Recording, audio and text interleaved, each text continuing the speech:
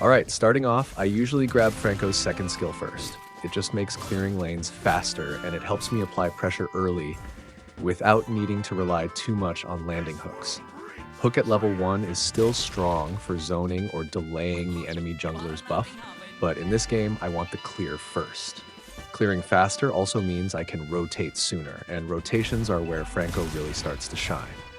Now, when it comes to hooks, my early priority is always the squishy backliners, Ixia and Chang'e.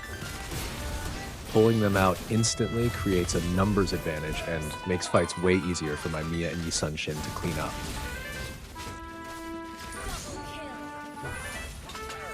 Franco also controls tempo. For example, if my jungler is about to secure the turtle, my job isn't just to hook. My job is to zone. By standing near choke points and threatening a hook, I stop the enemy from walking in. Even if I don't catch anyone, I buy enough space for my team to secure objectives. That's why Franco isn't just a playmaker, he's also an objective protector. I don't mind missing early hooks either, just the attempt forces them to back up. And that pressure means they can't position comfortably. And in Mobile Legends, uncomfortable enemies make mistakes. One of the biggest Franco tricks is learning when not to hook. If I throw it out randomly in the open, enemies can predict it. But if I wait in a bush or hide near jungle paths, that's when hooks land. Positioning is half of Franco's gameplay. Even if I'm not doing anything, just standing in a bush makes the enemy paranoid, and that's already a win. Synergy is another reason Franco feels so strong in this match.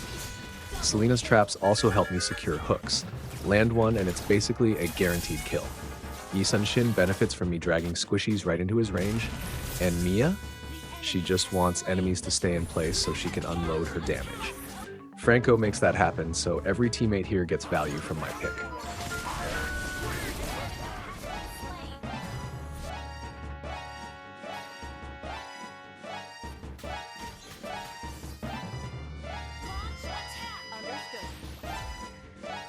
But let's also talk about discipline. Against this lineup, Tigreal is the one I always need to respect. If I miss a hook and overextend, he punishes instantly with flicker plus ult. That's why patience is so important on Franco. Sometimes the threat of my hook is more dangerous than the hook itself. Just standing in a bush and making the enemy think about it is enough to zone them off, and zoning equals control. By mid-game, this is when joy finally starts appearing in fights. And here's the thing, I never waste hooks on her. She's too mobile, dashing around constantly, and trying to hook her usually ends up wasting time.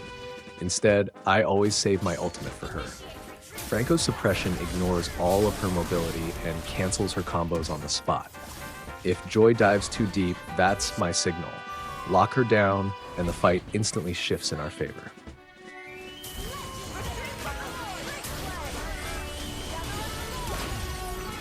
One extra Franco trick is learning how to bait flickers. If I throw a hook at Ixia and she flickers away, I don't chase. I just wait for the next fight. Without flicker, she's a free kill. Franco isn't just about catching people, he's about forcing out key resources.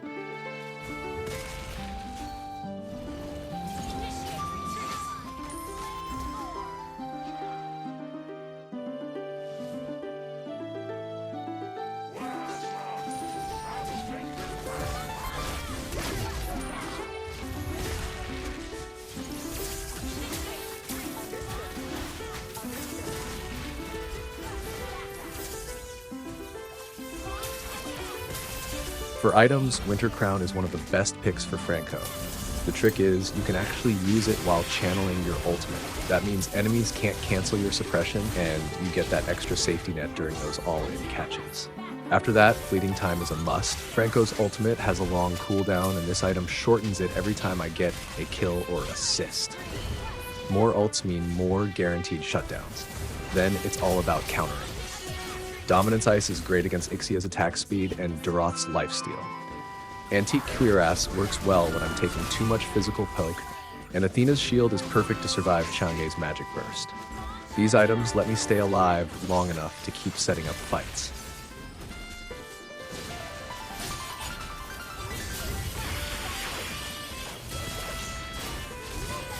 And remember, as Franco, You don't need to survive forever. You just need to live long enough to get that one good catch. In teamfights, it all comes down to target discipline. My hooks are mainly for squishies like Exia and Chang'e, but my ult is reserved for Joy. If she overcommits, I shut her down. If Exia or Chang'e step out of position, I pull them straight in.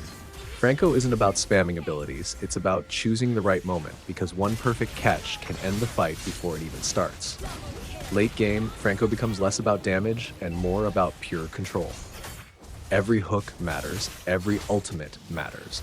At this stage, all it takes is one clean suppression on Joy or one hook on a squishy to decide the game. That's why Franco is always dangerous. His presence alone changes how the enemy team plays, no matter how late the match goes.